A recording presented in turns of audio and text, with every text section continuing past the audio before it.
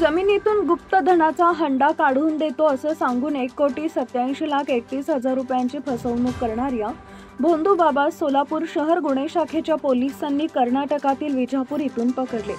त्याच्याकडून जादूटोण्याचं साहित्य जप्त केले।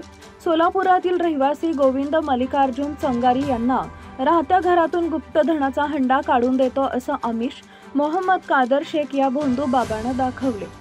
त्यानंतर त्यानं चंगारी यांच्यावर काहीतरी द्रव्य पिण्यास देऊन जादूटोणा केला।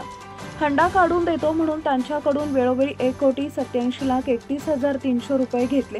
चंगारी यांना फसवणूक झाल्याचं लक्षात आल्यानंतर त्यांनी 9 ऑक्टोबर 2025 रोजी पोलीस आयुक्तांना भेटून अर्ज दिला। त्यानंतर जेल रोड पोलीस ठाण्यात या भोंदू बाबा विरोधात जादूटोणा कायद्यासह फसवणूक तसेच इतर गुन्हे दाखल करण्यात आले। या गुन्ह्याचा तपास गुन्हे शाखेचे पोलीस निरीक्षक अरविंद माने यांच्याकडे सोपवण्यात आला। माने यांनी गुन्ह्याचं गांभीर्य ओळखून त्याच्या शोधासाठी पथके 4 पाठवली। सहाय्यक पोलीस निरीक्षक दत्तात्रय काळे आणि त्यांच्या पथकास हा भोंदू बाबा कर्नाटकातील विजापूर इथं असल्याची माहिती मिळाली। त्यानुसार वरिष्ठ पोलीस निरीक्षक अरविंद माने, सहाय्यक वरिष्ठ पोलीस निरीक्षक दत्तात्रय काळे हे तपास पथकासह विजापूर इथं दाखल झाले। विजापुरातील आदिलशाही नगर येथून भोंदू बाबा मोहम्मद कादर साब शेख याच्या मुसक्या आवळल्या। त्याच्याकडून जादूटोणाचं साहित्य जप्त करण्यात आले।